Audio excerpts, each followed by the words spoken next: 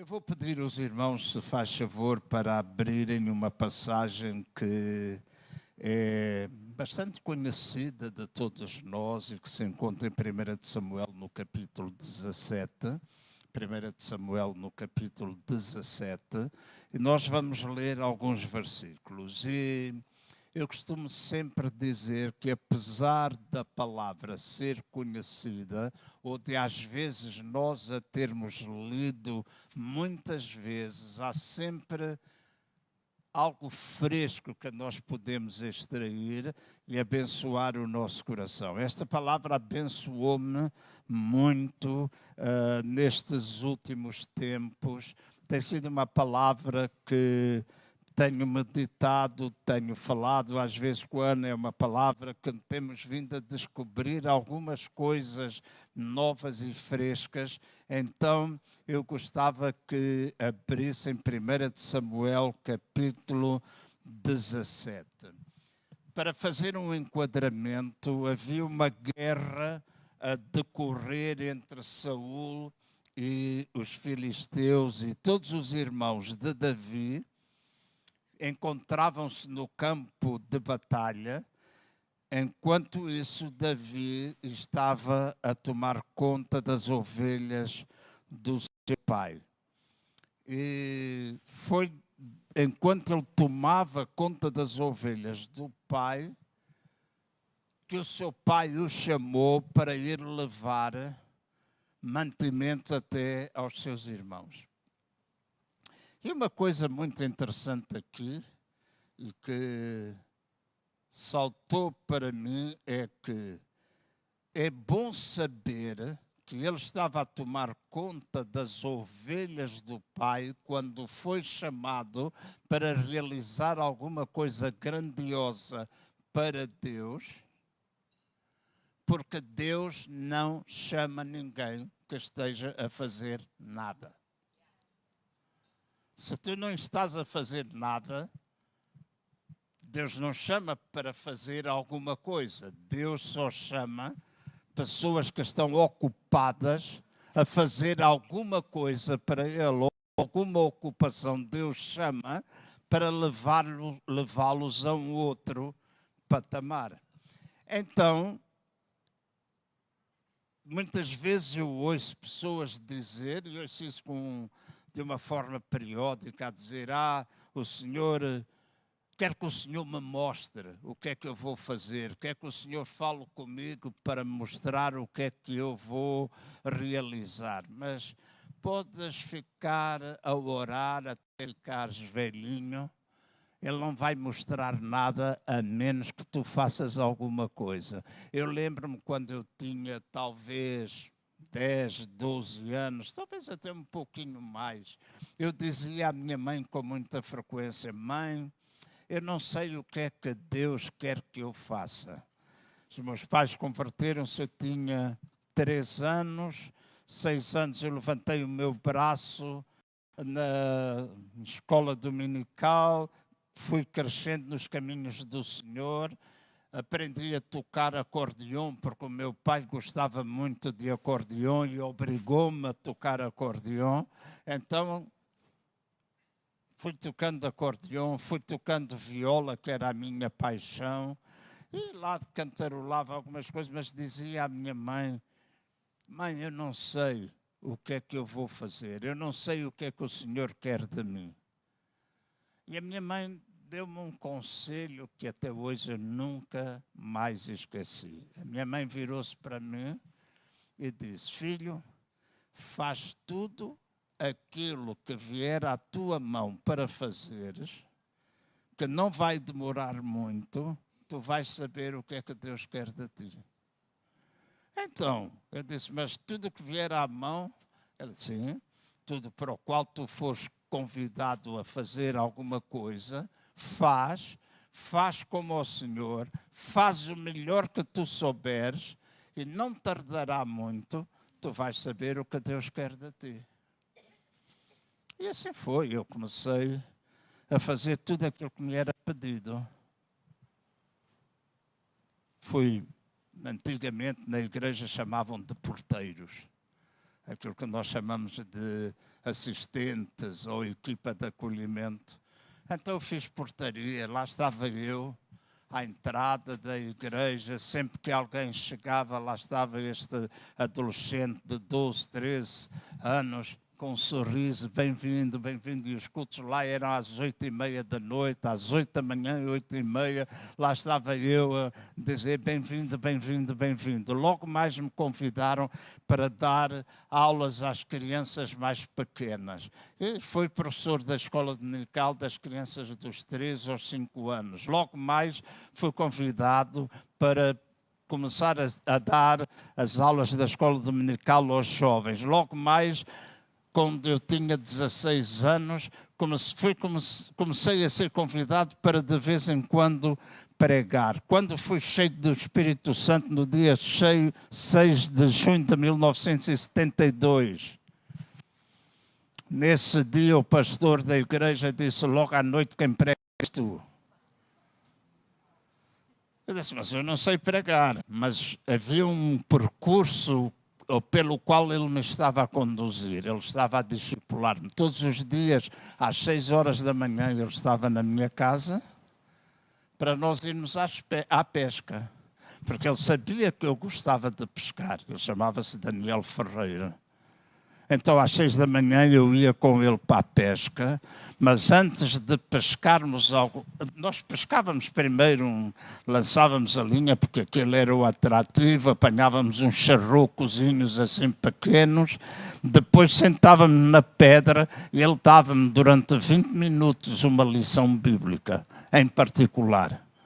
Depois, corríamos um bom pedaço, naquela altura que eu ainda era bem magrinho e que era capaz de correr rápido. Mas eu lembro-me que nós corríamos quando acabávamos de fazer o nosso percurso, nós dávamos um mergulho. Em Luanda a praia tem paredões por causa das águas, então nós nadávamos de um paredão ao outro e voltávamos, vestíamos, ele ia-me pôr a casa e naquela altura, já mais tarde, porque a universidade, perto da altura da independência, a universidade tinha alguns problemas de abertura, não é? Porque já havia aqueles conflitos dentro da cidade. Eu fui trabalhar, foi o pai da São Lopes que me convidou para eu ir trabalhar para a TAG, para a Companhia Aérea de Angola. E fui para a TAG, e o primeiro dia que cheguei lá, uma sala com volta de 30 pessoas, talvez, eu apareci por ali e perguntei: o que é que eu vou fazer? Vais codificar bilhetes. E os bilhetes de avião tinham de ser codificados. Hoje é tudo eletronicamente. Naquela altura era bem diferente. Os bilhetes eram-nos entregues, nós tínhamos uns quadradinhos do lado esquerdo, 1 era para o homem, 2 era para a senhora, 3 era para o filho mais velho, 4 era para o segundo filho, 5 era para o terceiro filho e por aí fora. Eu ainda me lembro de alguns desses números. E eu dizia: ok, vou fazer. Perguntei a um rapaz que estava ao meu lado, que era o Sheila. O Sheila era aquele rapaz mestiço com um cabelo muito grande, que fazia por toda a cidade, havia placares com a fotografia do Sheila a fazer publicidade aos sabonetes Lux. E eu já não me lembro o dizer o slogan, mas era quem se lava com Lux, era assim uma coisa qualquer. E o Sheila era lá, e era aquele que chegava quase sempre atrasado. E eu perguntei-lhe: Sheila, quantos bilhetes tu codificas por dia? E o Sheila disse-me: 300 bilhetes. E já chega, pá, isto é para se ir fazendo, não é para se fazer tudo num dia. Depois perguntei ao Graça, que tinha entrado no mesmo dia que eu: e tu? Pá, João, eu estou a ter dificuldades para aprender, é difícil. E nós fomos falando, aprendendo as técnicas de uma forma muito rápida e sucinta, ao fim de pouco tempo, e quando eu digo pouco tempo mesmo, uma semana, eu estava a codificar 700 bilhetes, passado pouco tempo eu codificava 2.500 bilhetes, fui convidado para me transformar no subchefe da secção. Todos os dias passavam pela minha mão o equivalente a 250 mil euros. Vinha dinheiro vivo, vinham cheques, porque eu codificava e tratava de todas as agências de viagens de Angola. Deus sempre nos vai levar a um lugar superior quando nós estamos a fazer, digam lá comigo, alguma coisa. Seja no natural, seja no espiritual, assim acontece. Aliás, a Bíblia diz primeiro o natural, depois o espiritual. Então, foi nessa altura que eu experimentei o que era a promoção naquele aspecto. Ao mesmo tempo, na igreja, eu comecei a pregar, comecei a viajar, comecei a fazer parte do ministério da igreja. Era novo, um rapaz novo.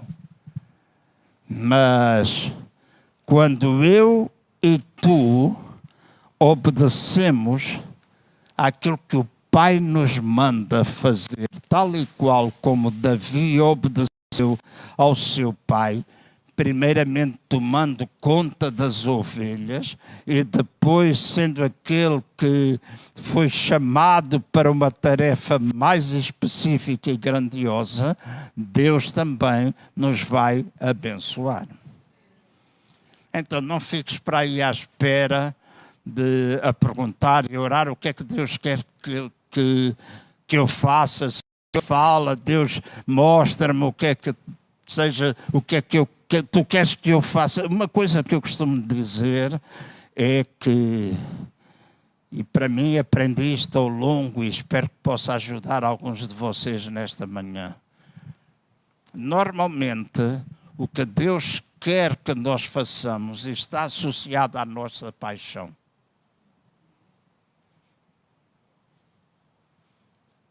Na maior parte das vezes é assim. Eu tenho uma paixão, alguma coisa que vai crescendo dentro de mim, um desejo. Eu sei que, apesar de chegar um pouquinho atrasado, ouvi a Paula falar de sonhos, já ouvi aqui a utilização da palavra sonhos. Às vezes esses sonhos que nós temos dentro de nós estão associados àquilo que Deus quer que nós façamos. Então, quando tu sonhas, quando tu tens paixão, fica bem atento. Observa tudo aquilo que Deus vai dizendo, aquilo que Ele te vai pedindo, e por certo Ele te está a conduzir até ao lugar que Ele quer que tu estejas.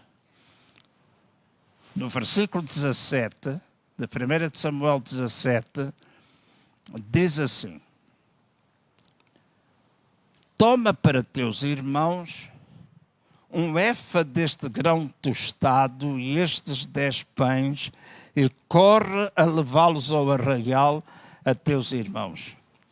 Leva também estes 10 queijos, coisa boa, ao seu comandante de 1000. Visitarás os teus irmãos a ver se estão bem e trarás notícias deles. Por outras palavras, aquilo que o pai de Davi estava a pedir é: vai lá ver como é que os teus irmãos se encontram. E aqui é óbvio que quando Deus te dá uma tarefa, na maior parte das vezes, nós não temos a noção para onde é que nós estamos a ir. Às vezes não temos a noção do que é que nos espera lá adiante, mas quando Ele envia, em obediência nós vamos. Ele envia, em obediência nós vamos, porque é o Pai que pede. Muitas vezes, e isto eu falo por experiência, nós começamos a fazer coisas sem saber muito bem para onde é que nós estamos a ir, e de repente damos-nos num lugar, numa situação em que nós perguntamos: o que é que eu estou aqui a fazer? O que é que eu estou aqui a fazer? O que é que isto é? O que é que isto tem a ver comigo? Eu nem percebo nada disto, mas a obediência leva-nos a lugares onde nós poderemos cumprir um propósito excelente. E este rapaz, Davi, a mando do seu pai, partiu e ele não sabia o que é que o esperava. No versículo 19 ele diz assim: eles estão com Saul e todos os homens de Israel no vale de Efa, pelejando contra os filisteus. No dia seguinte, Davi levantou-se de madrugada, deixou as ovelhas com um guarda. Estas expressões, às vezes bem pequeninas, mostram determinadas qualidades. Davi era responsável, porque ele tomava conta das ovelhas, não abandonou as ovelhas e foi. Diz que ele deixou as ovelhas com guarda. Então mostra que ele era uma pessoa responsável. E sermos responsáveis é verdadeiramente importante. Carregou-se e partiu como Jessé lhe ordenara. Chegou ao arraial quando o exército estava saindo em ordem de batalha e a gritos chamavam à peleja. Verso 21. Os israelitas e os filisteus se puseram em ordem, fileira contra fileira. Davi, deixando a carga que trouxera, com o guarda da bagagem, correu para a frente da batalha e, chegando, perguntou a seus irmãos se estavam bem. Verso 23. Então, Davi, ainda a falar com eles, e notam bem aquilo que vem a seguir neste versículo, isto mostra que Davi não sabia o que é que estava, o que o esperava. Então Davi, ainda falando com eles, veio subindo do exército dos filisteus um homem guerreiro cujo nome era Golias, e filisteu de Gate, e falou conforme aquelas palavras e Davi as ouviu. Verso 24. Quando todos os homens de Israel viram aquele homem, fugiram diante dele e temeram grandemente. Então Davi está no meio do arraial, de repente aparece um homem muito grande, um gigante, segundo alguns estudos feitos, era um homem que tinha aproximadamente 4,20 metros de altura e tinha uma cabeça que pesava quase 100 quilos. O gajo era cabeçudo e grandão. Então, diz que ele viu aquele gigante diante dele e este filho mais novo, pastor de ovelhas, sem treino de guerra, somente sendo obediente ao seu pai, levando a comida aos seus irmãos, está agora diante do campo de batalha e ouve aquilo que este homem disse e apercebe-se de tudo aquilo que estava a acontecer à sua volta, porque diz que todo o povo ficou cheio de medo. Toda a gente ficou amedrontada. Verso 25. Diziam uns aos outros: viste aquele homem que subiu? E a pergunta que eu faço é: alguém está num lugar e deixa de ver um homem com 4,20 metros e uma cabeçorra daquelas? E eles diziam uns para os outros: viste aquele homem, viste aquele gigante? Não havia possibilidade deste homem não ser visto. Subiu para afrontar Israel. A quem o matar, o rei o cumulará de grandes riquezas. Preste atenção a isto.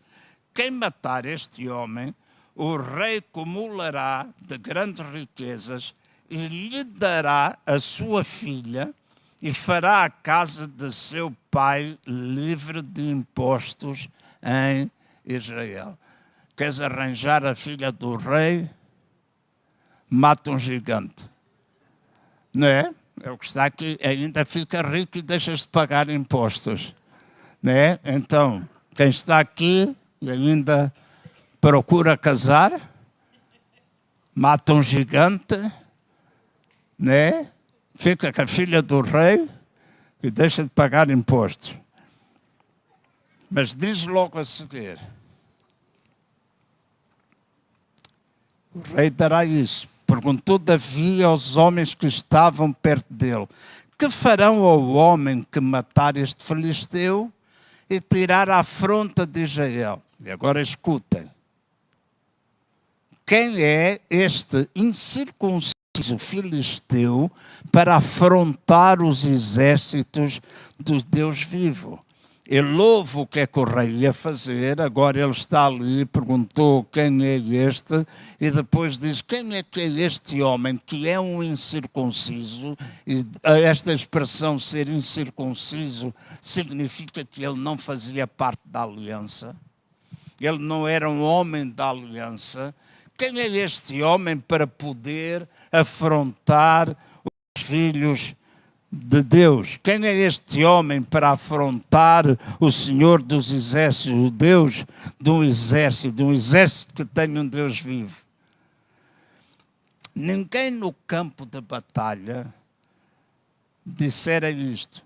E agora este rapaz pequenino, que era pastor de ovelhas, que é para que pegara num milho tostado em queijo e pão para levar aos seus irmãos.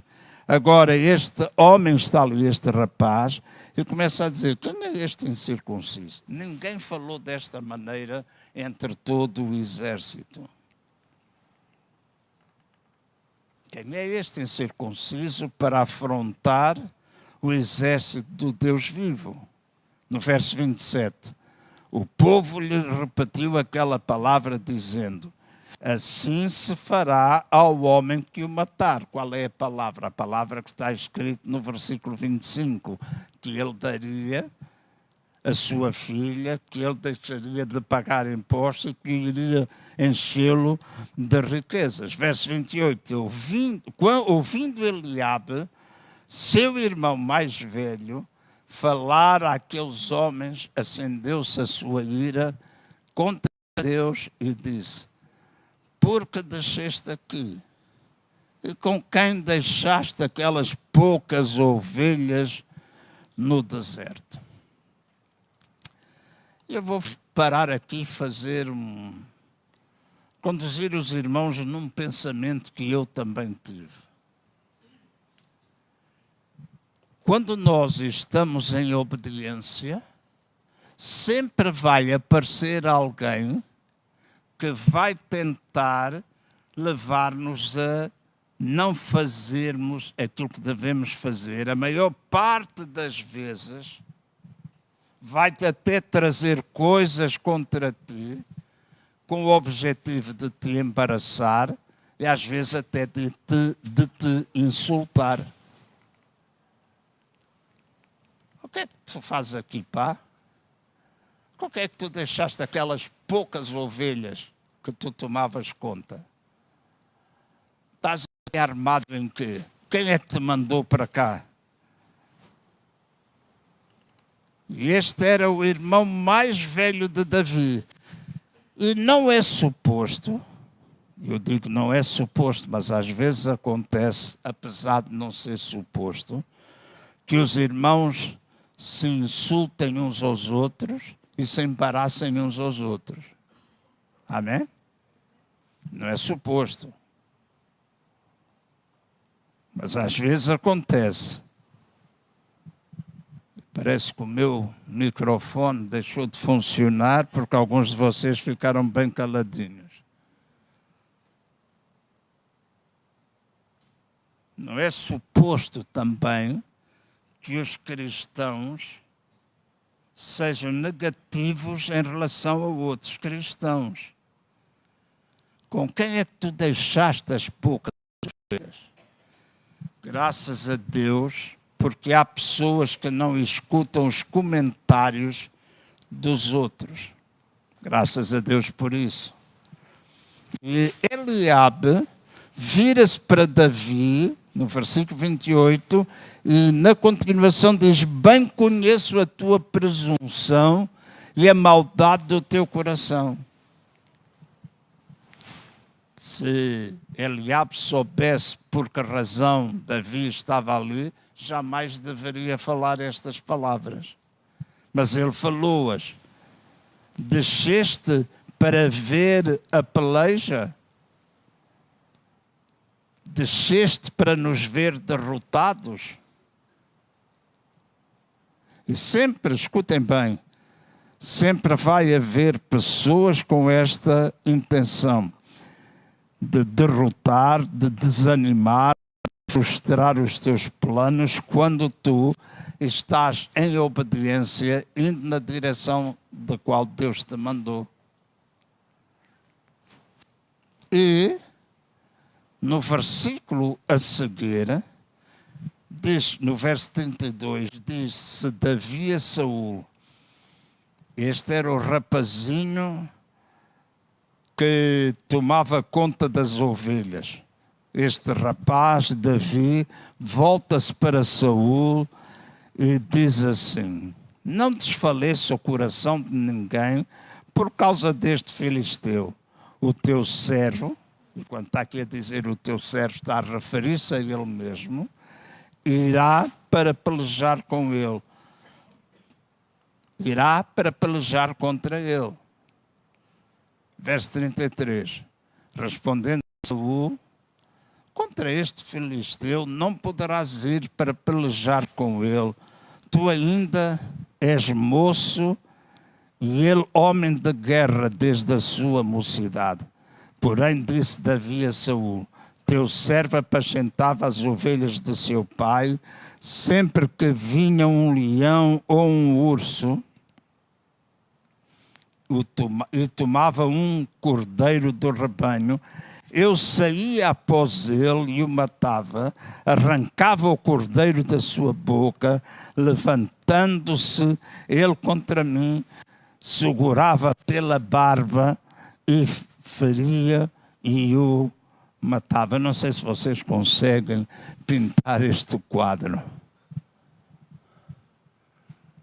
O leão vinha, roubava uma ovelha, o leão ou o urso roubava uma ovelha. Diz que Davi, este pequeno rapaz, e diz também estudos que ele tinha aproximadamente 1,52 m de altura, então não era assim um grandão, era bem pequenino. Diz que ia em direção ao leão ou ao urso, arrancava a ovelha, e diz que para além disso pegava na barba do leão e do urso e os matava, dava conta deles. E era esta o testemunho, ou era este o testemunho, era isto aquilo que podia provar ao rei Saul que ele era capaz de lutar contra o filisteu. Esta semana, de manhã bem cedo, depois eu escrevi alguma coisa que ainda irei publicar, que é assim: se tu deres ouvidos a Eliabe, se tu deres ouvidos aos Eliabes na tua vida, e há muitos por aí, o leão e os ursos nunca poderão ser o teu testemunho. Porque quando tu dás ouvidos aos Eliabes na tua vida, tu desistes, tu paras, tu baixas os braços, tu não persegues, tu não corres atrás daquilo que Deus te pediu para tu fazeres, tu deixas de ser obediente. Então este homem, Davi, estava a dizer ao rei Saul: rei, eu posso ir e lutar. Olha aqui o meu testemunho.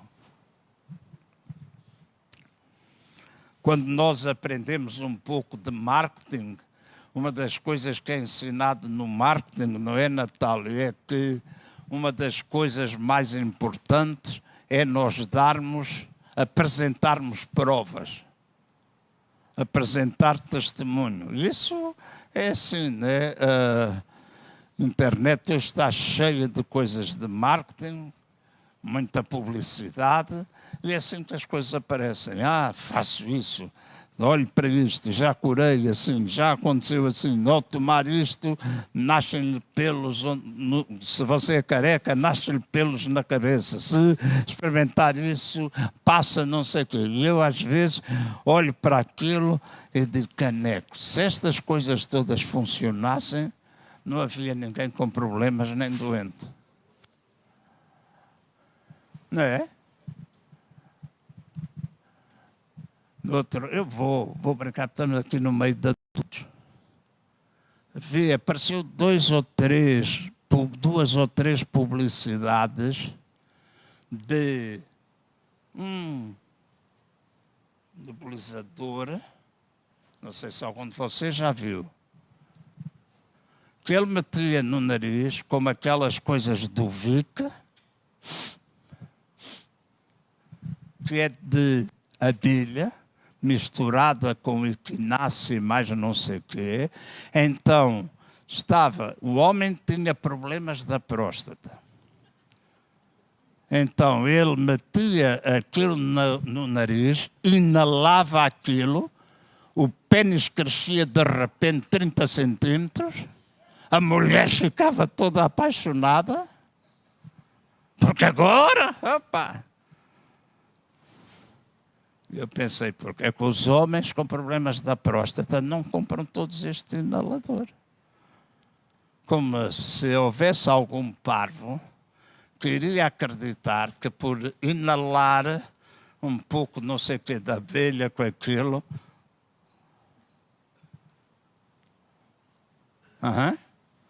Cristina, achas que é possível? Ainda bem que temos o testemunho de uma médica, que não é. Então, o teu servo, verso 36, matava assim o leão e o urso. Ele está a dizer: este é o meu testemunho. Este é o meu testemunho. Estas são as minhas provas. Este incircunciso filisteu será como um deles, porque afrontou os exércitos dos Deus vivo. E agora veja o próximo verso, verso 37. O Senhor, e Davi dava crédito a quem merecia receber o crédito. Ele diz: o Senhor que me livrou da garra do leão e das garras do urso, me livrará da mão deste filisteu. Não tem a ver com a tua força, não tem a ver com a tua capacidade, não tem a ver com a tua inteligência, não tem a ver com aquilo que tu sabes. Quando vamos em obediência e nos deparamos com uma situação complicada, melhor crédito, nós podemos dizer: Senhor, eu lembro-te, tu já me livraste disto, tu já me curaste, tu já fizeste isto na minha vida, em situações idênticas ou diferentes, tu manifestaste a tua presença, por isso, oh Senhor, eu creio que tu me vais livrar desta situação também. Então Davi dava crédito a quem merecia o crédito. Eu estava a pensar no comboio, porque 3 horas dá para pensar muita coisa e para ler. A fé, escutem bem, a fé sempre dá a conclusão antes da introdução. Há uma introdução, mas a fé sempre dá a conclusão antes da introdução. A fé, antes de tu estás curado, diz, estou curado. A fé, antes de teres toda a provisão, diz, eu tenho toda a suficiência e ainda mais do que aquilo que eu preciso para poder ser canal da bênção. Amém? A fé diz, eu estou abençoado, quando nem sempre tu vês a bênção de Deus na tua vida. É a fé sempre fala o resultado final em vez da introdução. E a questão que eu quero colocar hoje é a seguinte: aqui estás tu com um gigante que é a hipoteca da tua casa.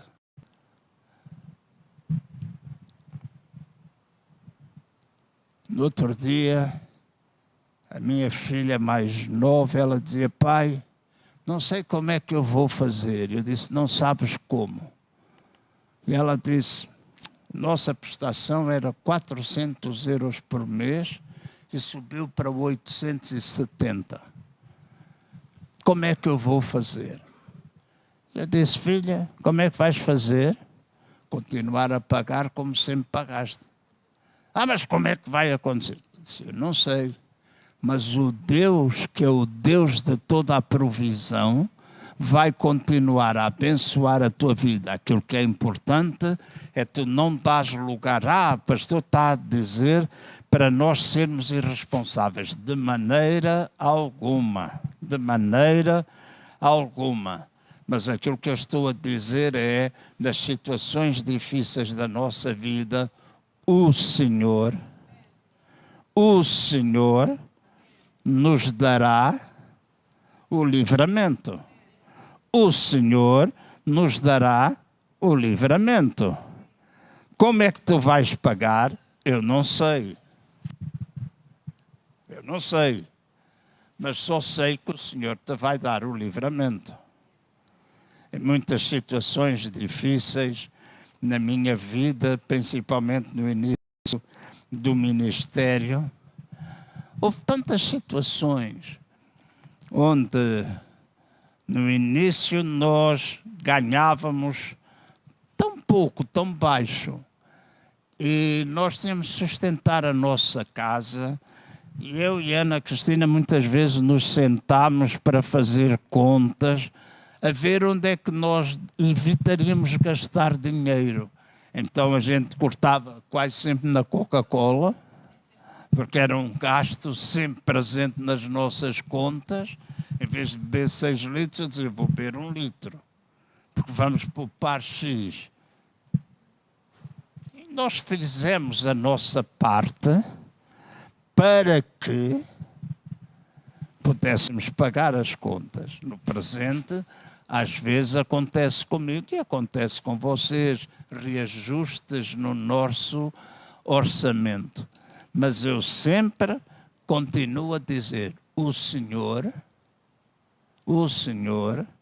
me livrará e o Senhor é a fonte da minha provisão. Naqueles tempos, desde aparecer dinheiro na caixa do correio, eu nunca soube quem é que foi lá levar, aparecer coelhos e já mortos, ainda bem, e couves à porta de casa, etc. Todas as coisas aconteciam. Mas eu nunca soube, ainda bem que eu nunca soube quem era. Eu sempre dizia, o Senhor. Obrigado, Deus, pela tua provisão. Obrigado, Deus, pela tua provisão. Então tens o gigante da hipoteca da tua casa, tens o gigante dos impostos, tens o gigante de uma decisão que tu tens de tomar por causa de alguma situação ligado à tua saúde, o gigante daquela criança que está em tua casa e está afastada de Deus, os teus filhos. É um gigante, tens muitos gigantes na tua vida. O gigante da falta de emprego. E deixem-me fazer um parênteses aqui. Se alguém tem uma veia comercial e quiser trabalhar, eu tenho uma amiga que oferece emprego e está a receber pessoas para entrevistas a partir de agora. Portanto, no final podem falar comigo. Eu já indiquei pelo menos uma pessoa da igreja que eu sei que é um excelente comercial. Mas é bom, nosso Deus sempre se preocupa conosco. Sempre vela por nós. A única coisa que Ele pede a mim e a ti é que nós não olhemos para Eliabe. Nós não escutamos aquilo que Eliabe está a dizer. Então, a mesa onde tu te sentas é mais importante do que aquilo que tu pensas. Uma coisa eu tenho aprendido com amigos ou conhecidos ou até alguns familiares, é que eu tenho aprendido com alguns familiares, eu só falo de determinados assuntos, com outros eu não falo. Porque se eu falar ou quiser falar sobre um determinado assunto,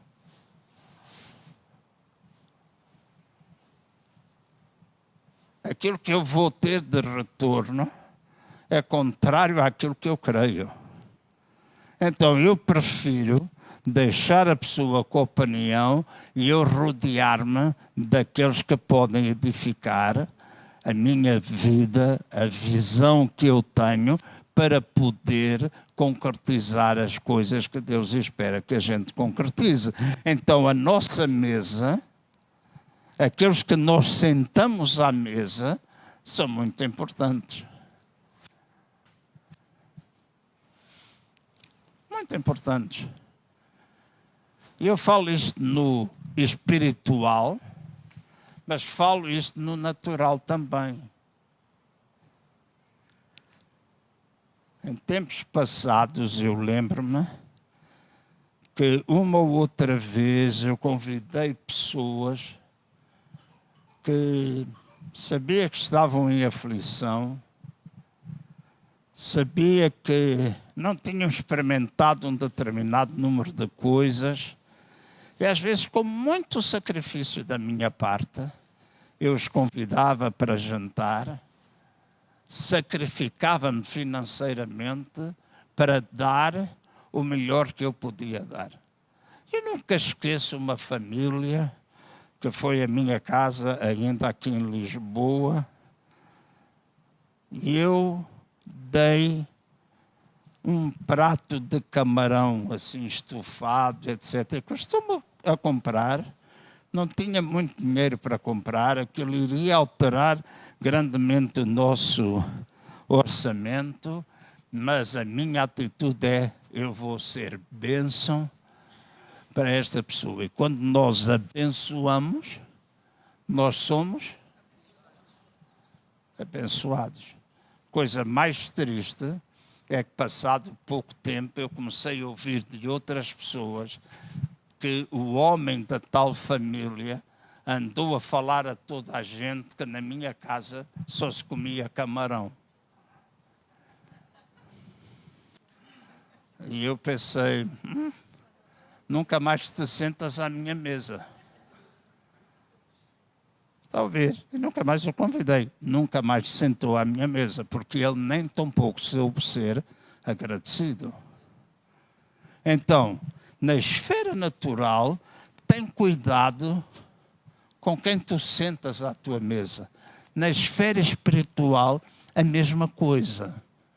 Será que tu te rodeias daquelas pessoas que te edificam, que te elevam, te põe num lugar mais alto?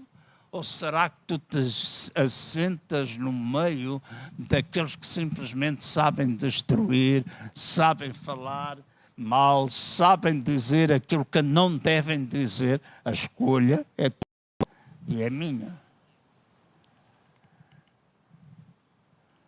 Ele disse, eu vou.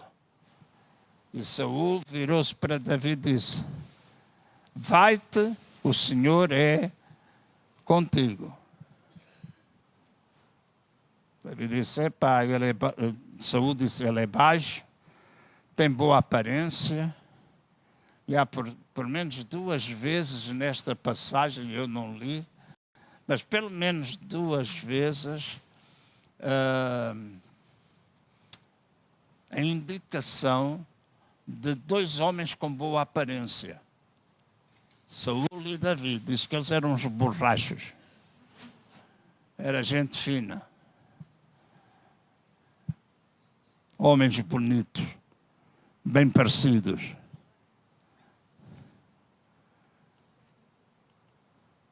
Saul disse,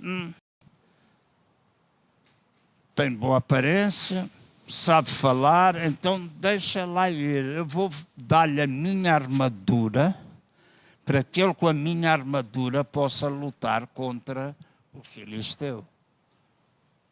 Mas a verdade foi que Davi disse, não preciso da tua armadura, tu vais meter essas coisas em cima de mim, eu com 1,52 m, vou ter essa armadura, essa espada, eu nem vou ter força, a minha cabeça vai pender para o lado só com o teu capacete.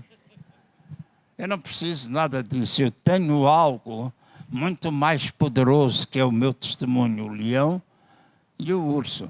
Eu matei-os. Então ele foi para a frente da batalha e quando Davi olha para o gigante, eu vou acelerar, verso 40, então tomou o seu cajado na mão, escolheu 5 pedras lisas do ribeiro, pô-las no alforje de pastor que trazia e, lançando mão da sua funda, aproximou-se do filisteu. Que mostra uma coisa interessante. Davi não deixou a sua arma em casa.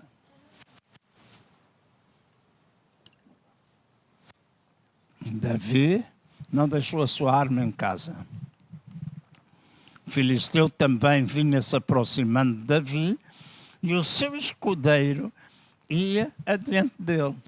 Olhando o filisteu e vendo a Davi, o desprezou porque era moço ruivo e de boa aparência. Verso 43, disse a Davi, sou eu algum cão para tu vires a mim com esses paus? E o filisteu, pelos seus deuses, amaldiçoou a Davi. Disse Davi, venha a mim e eu darei a tua carne. E disse a Davi, venha a mim e eu darei a tua carne às aves do céu e às bestas do campo. Disse Davi ao filisteu, a fé a falar, tu vens a mim com espada, com lança e com escudo, mas eu venho a ti em nome do Senhor dos Exércitos, o Deus dos Exércitos de Israel, a quem tu tens afrontado. Golias diz, eu sou algum animal para tu vires com isso? Hoje eu vou derrotar, vou espalhar a tua carne, tu vais morrer e os animais vão te comer.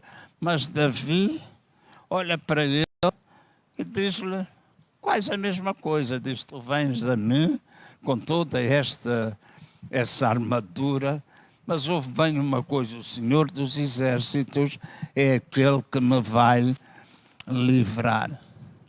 E o verso 46 diz assim, hoje mesmo o Senhor, não Davi, o Senhor te entregará na minha mão e te ferirá. E tirarei a tua cabeça, os cadáveres do arraial dos filisteus darei hoje mesmo às aves do céu e às bestas da terra. Há talvez algumas pessoas que não apanharam isto, mas muitas pessoas não apanham isto. Diziam que Davi não somente foi apanhar, não perceberam que Davi não somente apanhou Golias, está escrito que Davi apanhou todo um exército. Não foi só Golias, mas todo um exército. E toda a terra saberá que há Deus em Israel.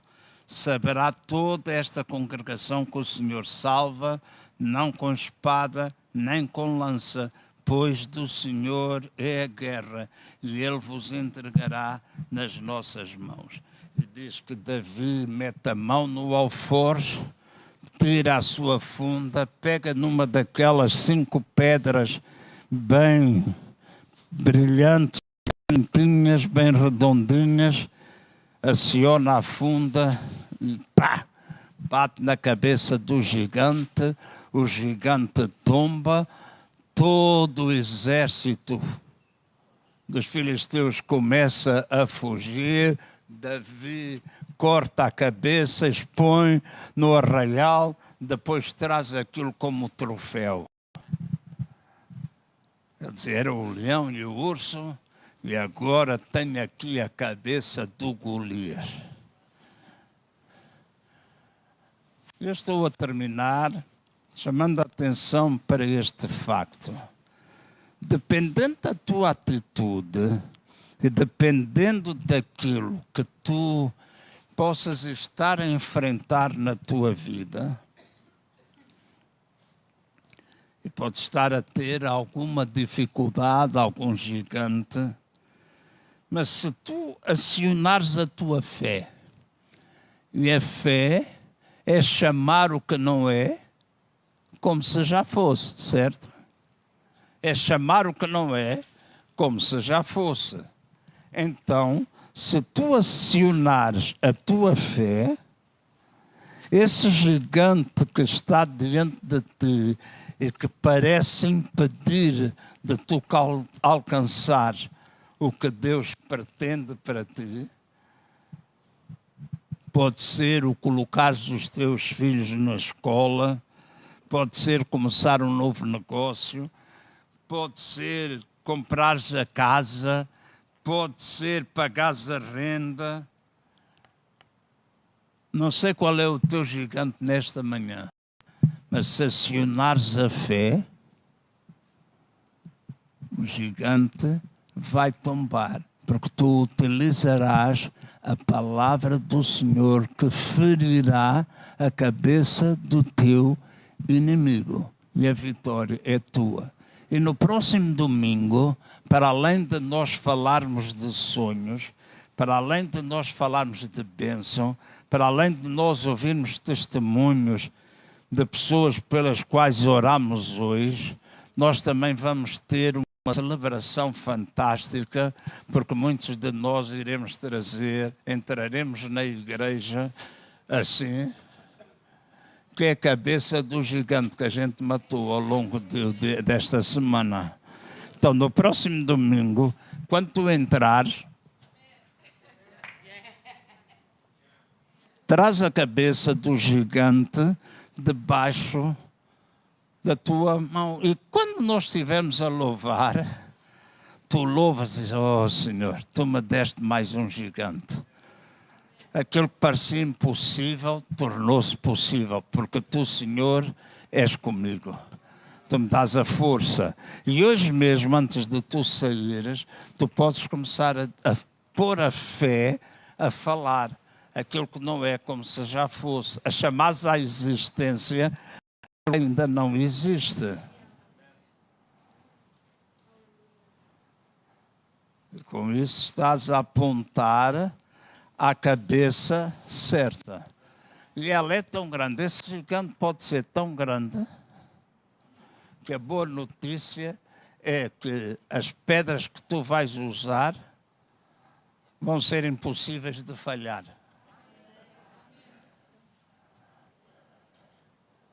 Eu tenho uma cabeça tão grande que quando tu atiras, a pedra, tu não vais falhar.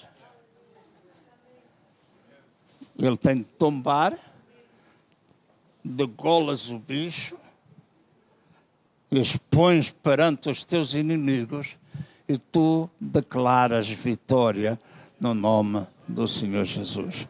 Este é o plano e é o propósito de Deus para ti. Amém? É o plano e o propósito de Deus para ti. Vamos ficar de pé.